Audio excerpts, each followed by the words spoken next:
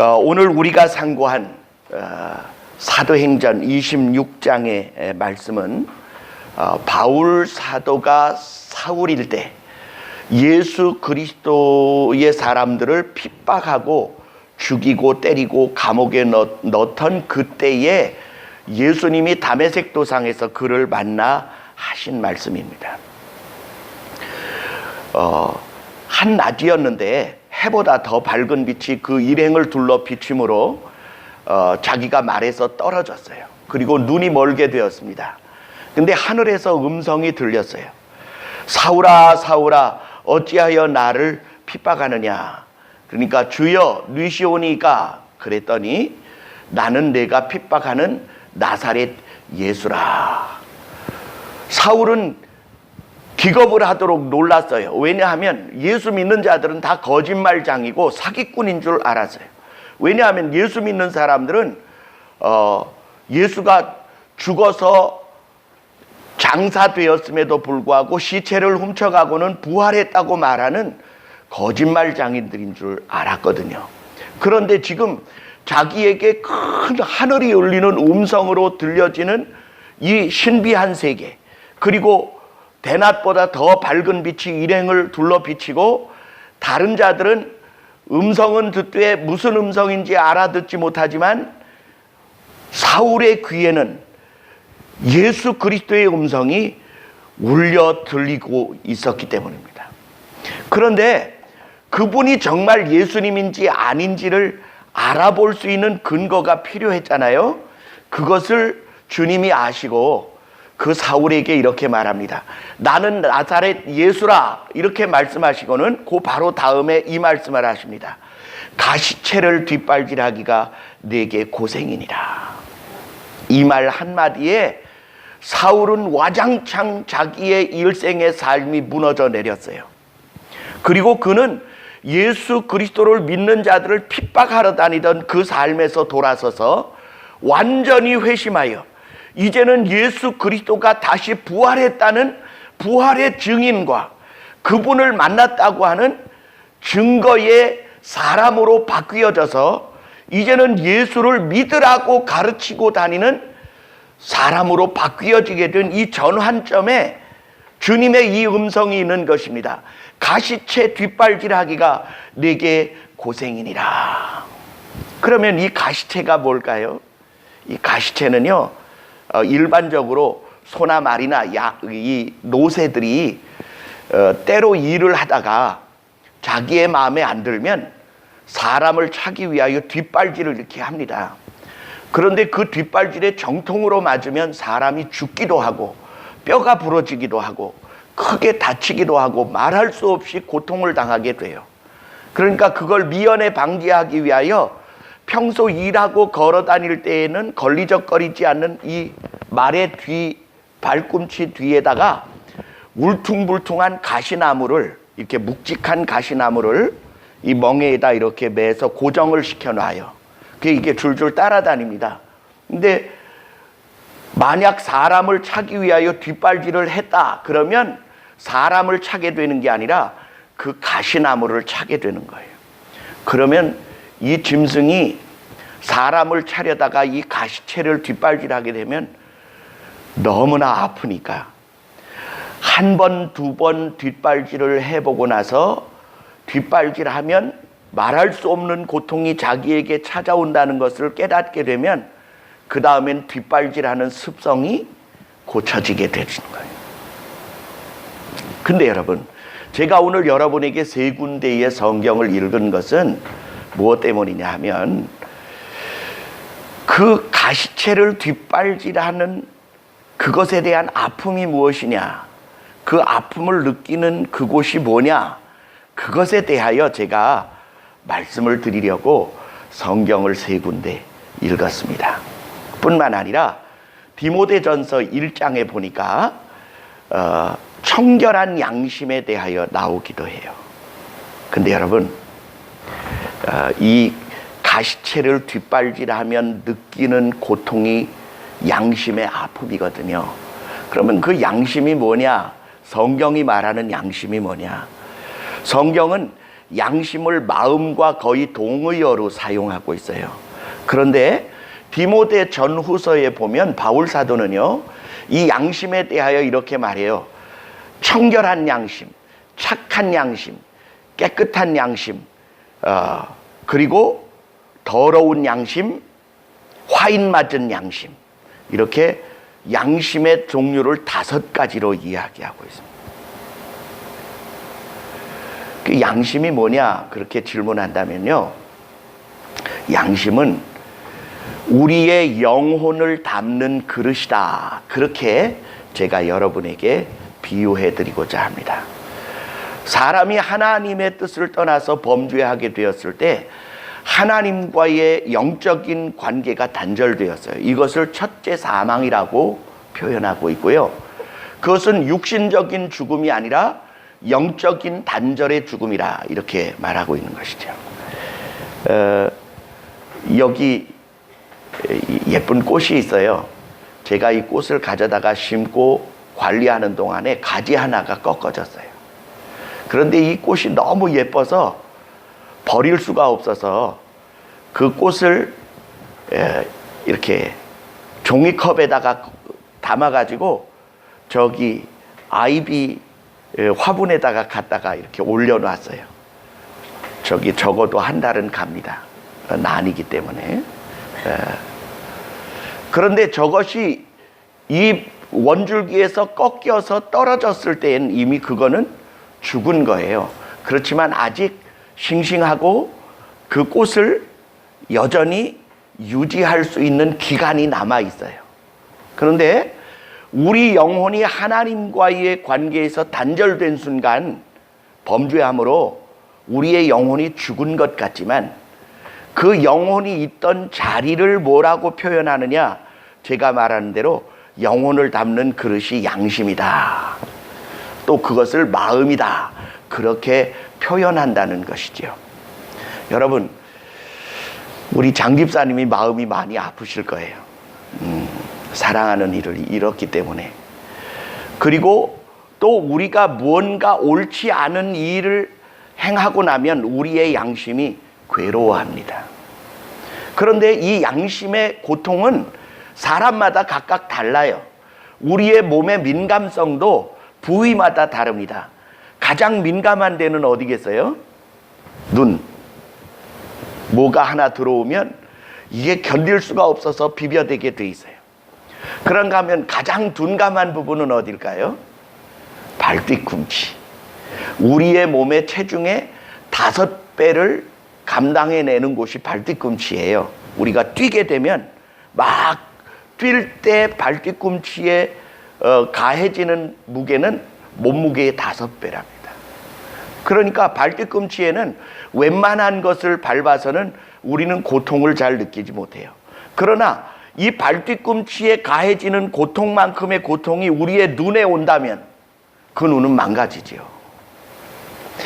그것처럼 양심이, 어떤 사람의 양심은 말할 수 없이 큰 고통을 느낄 수도 있고 어떤 사람은 그 고통을 전혀 느끼지 못하는 사람도 있다는 것입니다. 특히 착한 양심, 깨끗한 양심, 순결한 양심, 이런 양심들은 그 양심에 들어온 부정하고 더러운 것들을 감당해내기 어려워서 고통스러워하는 것이 너무나 당연하고요. 더러운 양심과 화인 맞은 양심은 이미 그 양심의 감각을 잃어버려서 웬만한 죄라든지 부정한 행위가 그 심령에 들어와도 별로 고통과 괴로움을 느끼지 못하는 무감각한 양심도 있다고 하는 사실.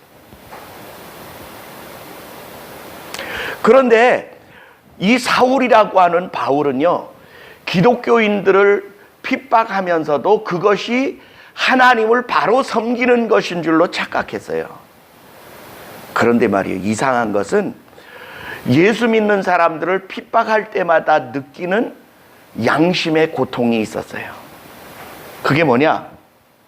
스데반을 돌로 쳐서 죽일 때 맨 앞에서 앞장서서 그들을 주동하던 사람이 사울이었고요.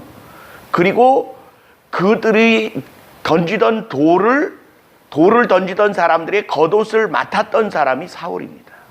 이게 무슨 소리냐 하면 이 스데반을 죽이는 일에 가담한 사람들의 죄를 내가 다 담당하겠다. 만약에 문제가 생긴다면 내가 책임지겠다라는 뜻으로 겉옷을 받아 맡은 것이거든요. 근데 말이죠, 이상하죠.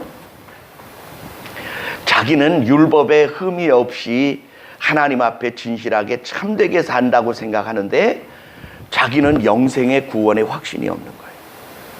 그런데 이 거짓말쟁이들, 예수쟁이들은 아무리 때려도, 아무리 감옥에 넣어도, 아무리 돌로 쳐서 죽여도 그들 속에 있는 영생의 확신과 기쁨을 뺏을 수가 없다는데 분노가 그 속에 치밀어 오르는 거예요. 그리고 돌에 맞아 죽는 스데반이요, 고통과 괴로움에 몸부림치면서 막 발악을 하며 소리를 지르고 저주를 퍼붓고 욕설을 하기를 바라는데 그게 아니라 오히려 돌에 맞는 그 사람의 얼굴이 천사같이 바뀌어지고 오히려 돌을 치는 그들을 향하여 하나님을 향해 기도하는데 주여 저들이 하는 일을 알지 못하오니 이 죄를 저들에게 돌리지 마시옵소서. 저들의 죄를 사하여 달라고 하는데 그 죽음의 모습이 누구를 닮았느냐 하면 십자가에 달려 죽는 예수 그리스도의 모습을 너무나 닮았다는 거예요. 그래서 자기가 죽이면서도 내가 이거 잘못하고 있는 거 아니냐고 하는 양심에 말할 수 없는 가책을 겪고 있었습니다. 이들은 돌에 맞아 죽어도 괜찮고 때려도 괜찮고 감옥에 집어넣어도 괜찮으리라고 생각하고 행동하는 이 사울의 속에 견딜 수 없는 고통과 아픔이 있었던 거예요. 그런데 그 일을 주동하는 사울이 내 속에 이런 양심의 가책이 있고 고통이 있고 괴로움이 있다, 이걸 누구에게도 표현할 수도 없었고 말할 수도 없었는데 빛 가운데 나타난 예수 그리스도께서 사울만이 아는 그 양심의 아픔, 그 마음의 고통을 딱 찔러 말씀하시는 겁니다. 가시채 뒷발질하기가 내게 고생이니라. 그래, 그는 지금 자기에게 말씀하시는 그분이 예수 그리스도임을 의심할 수가 없었어요. 그리고는 그 예수님이 말씀하시기를 너는 내 발로 일어서라. 내게 가라 하는 곳으로 내가 너를 보내리니 내가 나를 본 것과 내가 증거하고자 하는 일의 증인이 되게 하리라. 내가 너를 유대인과 이방인에게 보내어 사람들을 어두움에서 빛으로, 사탄에게서 하나님에게로, 그리고 영원한 죄와 사망과 멸망으로부터 영원한 생명으로 옮겨진 성도들 가운데에서 내가 기업을 얻게 하리라. 그렇게 말씀하셨다는 거예요. 그래서 사울은요, 자기 양심의 고통을 더 이상 감출 수 없어서 그분 앞에 자기가 죄인이었음을 고백하고 이제는 예수 그리스도의 말씀을 따라 살기로 결심하고 그분을 만나고 그분이 시킨 그분의 증인으로서의 삶을 살기로 결정하게 된 것입니다. 우리는 다 마음을 가지고 살아요. 그리고 그 마음이 느끼는 바가 무엇이냐 하면 양심과 연결되어 있고 그 마음과 양심은 영혼과 연결되어 있다는 사실입니다. 일전에 제 동기 목사님이 근무력증이라고 하는 병에 걸리셨어요. 다 멀쩡하신데 머리에서 움직이라는 명령을 따라 몸이 안 움직이는 거예요. 그 머리에서는 일어나야지, 말해야지, 움직여야지 그러는데 몸이 말을 안 듣는 거예요. 근데 여러분, 육신과 영혼의 접점은 어디일까요? 그게 바로 마음과 양심입니다. 그래서 성경은 이렇게 말해요. 가장 큰 계명이 무엇입니까? 그랬더니 예수님이 마음을 다하고 목숨을 다하고 뜻을 다하고 힘을 다하여 주 너희 하나님을 사랑하라. 그런데 그 첫 번째를 가르쳐 주님은 마음이라고 표현하셨어요. 그러므로 여러분, 우리가 그리스도인들이 살아가는 동안에 우리 마음의 관리를 어떻게 해야 하느냐, 이건 정말로 중요한 일입니다. 그래서 바울 사도는 디모데에게 디모데 후서 2장에 이렇게 표현하고 있어요. 큰 집에는 금과 은과 질그릇과 나무의 그릇들이 있지만 주인의 쓰기에 합당한 그릇은 깨끗한 그릇이다. 그렇게 말하면서 사람을 그릇으로 비유했어요. 근데 우리의 영혼과 우리의 마음과 양심이 그릇이라는 거예요. 오늘 우리의 양심의 그릇에는 누가 들어와 좌정하고 계시냐 하면 예수 그리스도가 들어와 좌정하고 계십니다. 그러므로 우리는 마음과 양심을 어떻게 해야 하느냐? 깨끗하게 관리해야 합니다. 깨끗하게. 그래, 그분이 거하시기에 불편하지 않도록 우리의 양심의 관리를 잘 해야 합니다. 그래, 바울은 디모데에게 디모데전서 1장에 이렇게 표현하고 있어요. 내 믿음은 내 외조모 로이스로부터 내 어머니 유니게에 있더니 이제는 내 속에 있느니라. 경계의 목적은 청결한 마음과 깨끗한 착한 양심과 그리고 사랑으로 나는 교훈이다, 이렇게 표현하고 있습니다.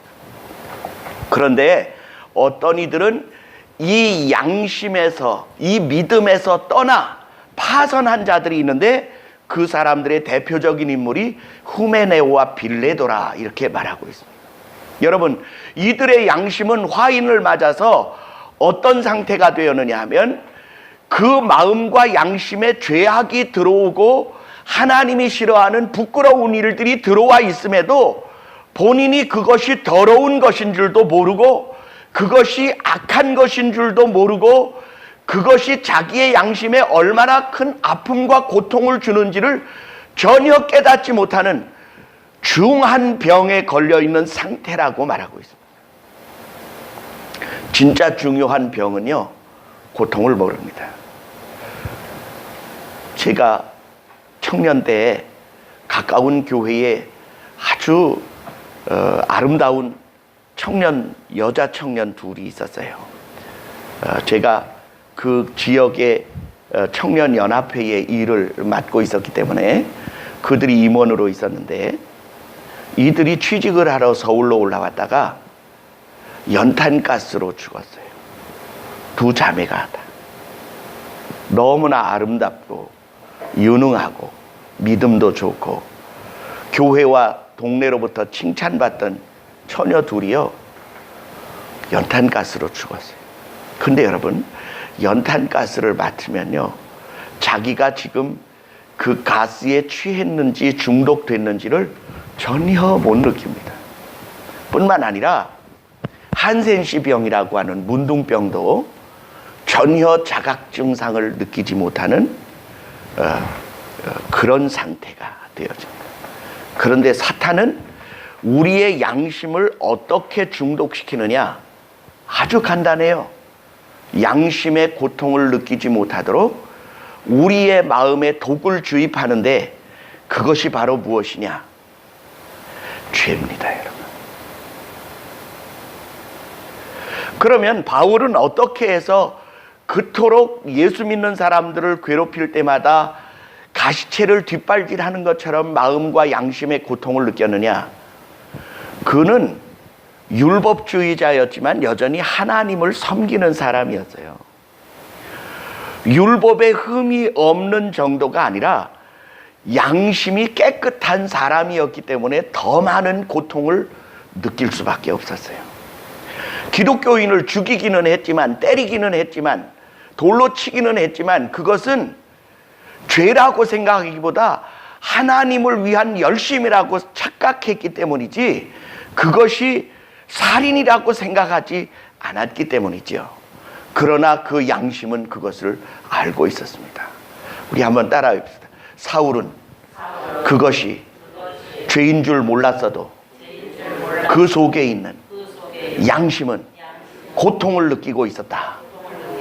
그러면 여러분, 우리보다 어느 쪽이 하나님께 더 가까워요? 우리의 양심이 하나님 쪽. 그래서 저는 우리 성도님들에게 이렇게 권합니다. 여러분, 예수님을 믿어도요, 착하고 선하고 아름다운 양심의 소유자가 되기를 주의 이름으로 축원합니다. 오늘날 많은 이들이 예수님을 믿고 예수님으로 말미암아 죄사함을 얻었다고 말하면서 나는 죄사함을 얻었기 때문에 무슨 짓을 해도 지옥에 가지는 않는다고 생각하고 비양심적으로 행동하는 많은 그리스도인들이 있어서 주님을 욕되게 하고 교회를 핍박받게 만드는 끔찍한 잘못을 범하고 있어요. 그것은요, 여러분, 예수 그리스도를 믿지만 그 양심의 관리에 파선한 사람들입니다.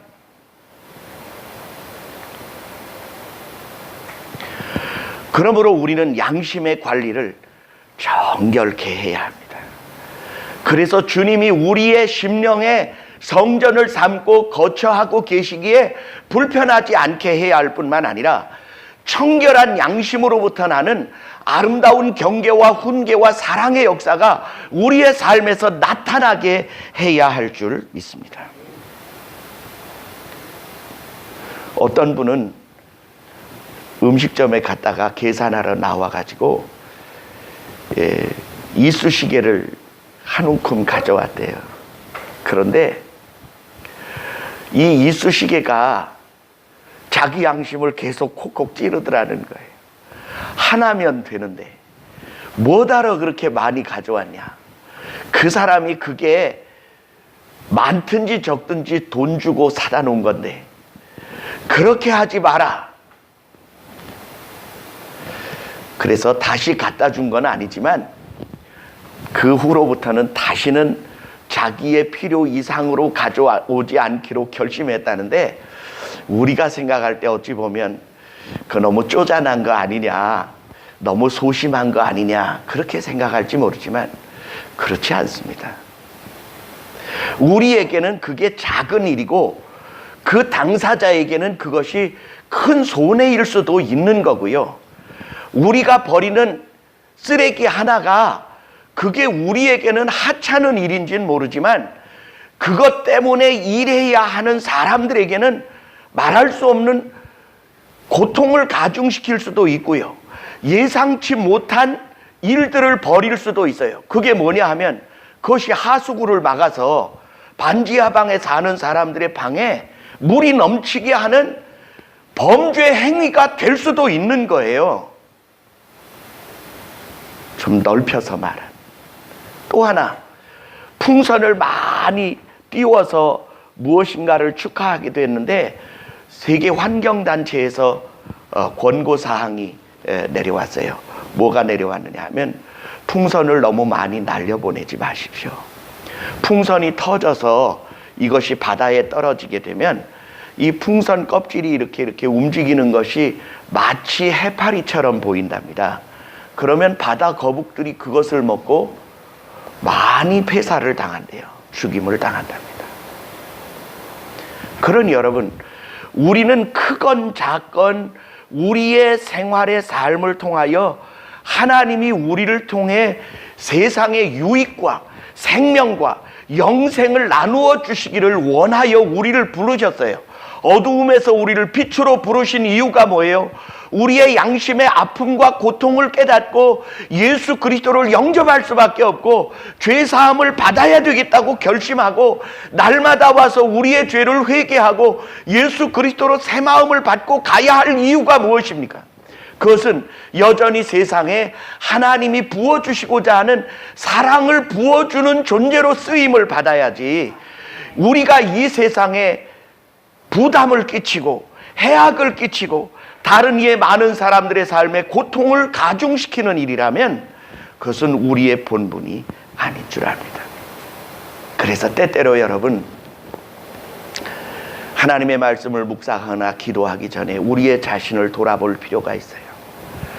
스스로의 양심에 질문하시기 바랍니다. 혹시 내가 마음에 꺼리는 일을 행한 것은 없는가? 혹시 나는 누구에게인가 부담을 주지는 않았는가? 혹시 누구에게인가 내가 져야 할 짐을 대신 맡겨놓고 나는 홀로 즐거워하는 비양심적인 염치 없는 일을 하지는 않았는가를 돌아볼 수 있어야 할 줄 믿습니다. 어느 분이 전화를 했어요. 그분이요, 나에게 말할 수 없는 상처와 고통을 주고도요, 본인은 아무 일 없었던 것 같이 나를 대하는데 나는 그게 너무 부담이 됩니다. 그래서 제가 그랬어요. 우리도요, 알게 모르게 우리가 지은 죄로 예수님이 수치와 멸시와 아픔과 고통을 당했습니다. 내가 용서받았다면 우리가 그들을 위하여서도 용서를 베풀고 사십시다.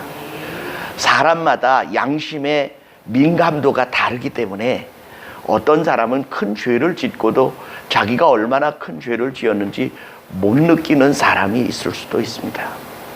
그래서 예수님은 내가 너희를 사랑한 것 같이 너희도 서로 사랑하라. 그럴 때 우리의 죄를 일일이 따져 묻지 아니하시고 우리 용서하지 않았습니까?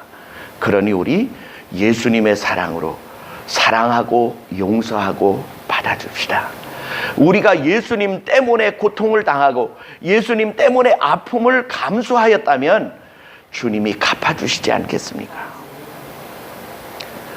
그러므로 저는 여러분에게 권합니다. 여러분, 가시채를 뒷발질하지 마십시오. 양심을 아프게 하는 일을 계속하지 마시고 끝내십시오. 그리고 누구인가의 아픔을 끌어안아 줄 수 있는 치료자로서의 삶으로 전환되어지기를 주의 이름으로 축원합니다. 그러면 왜 하나님은 우리에게 아픔을 느끼는 민감한 양심을 예수 믿는 내 속에 넣어주셨을까? 눈을 뜨게 하여 어두움에서 빛으로 저들을 이끌어가게 하기 위해서입니다. 사탄을 따라 비양심의 삶을 계속 살아가는 사람들을 이제는 하나님께로 돌아가게 하기 위하여 우리에게 고통을 느낄 수 있는 양심을 주셨다는 사실입니다. 우리는 그 고통을 느낄 때마다 우리를 통하여 또 다른 이에게 하나님의 놀라운 생명과 영생의 은혜의 열매가 돌아가게 된다는 사실을 깨닫고 우리는 기꺼이 그들의 짐을 짐으로 그리스도의 법을 성취하는 예수의 사람들이 되어져야 할 줄 믿습니다. 그래서 전 여러분에게 권합니다. 가시채 뒷발질하지 마십시오. 그 여러 번 할수록 내게 고통이 됩니다. 그 대신 가시채를 뒷발질하지 마시고요. 우리의 양심의 관리가 청결하고 착하고 칭찬받았던 디모데의 양심처럼 우리의 속에 민감하고 깨끗하고 순전한 모습으로 보존되어짐으로 말미암아 주님 닮은 영혼이 그 그릇 안에 편안하고 아름답게 담겨질 뿐만 아니라 아로새긴 은쟁반의 금사과처럼 주님이 우리의 마음의 보좌에 아름답게 좌정하게 되게 하시기를 주의 이름으로 간곡히 부탁합니다. 예수님은 바로 우리의 죽었던 그 양심을 일깨워 주시기 위하여 오셨고요. 그 죽었던 영혼을 살려주시기 위하여 오셨습니다.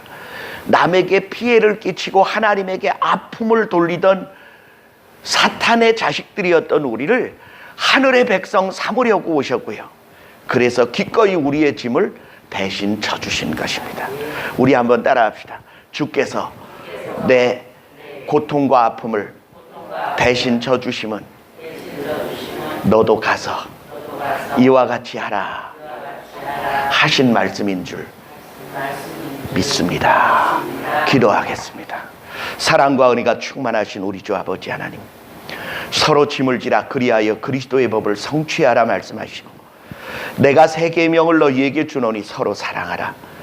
내가 너희를 사랑한 것 같이 너희도 서로 사랑하라 말씀하신 주님, 참으로 양심의 가책을 부정해보려 하고 계속하여 그리스도인들을 괴롭히던 사울이 주님의 이 한 말씀 앞에 무너져 회심하게 된 사건처럼 오늘 우리에게 주어진 이 말씀이 새롭게 변화되어지는 우리의 삶의 터닝포인트 전환점이 되어지게 역사하여 주시옵소서.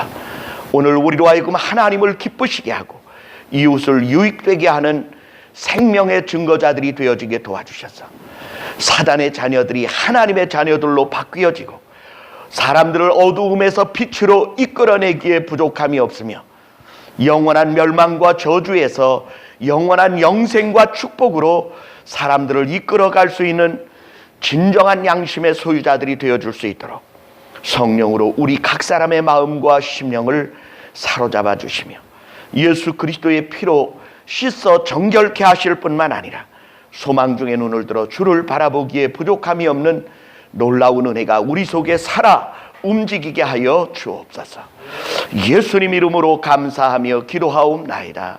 아멘. 아멘. 우리 하나님의 찬송가 425장 찬양 드리겠습니다.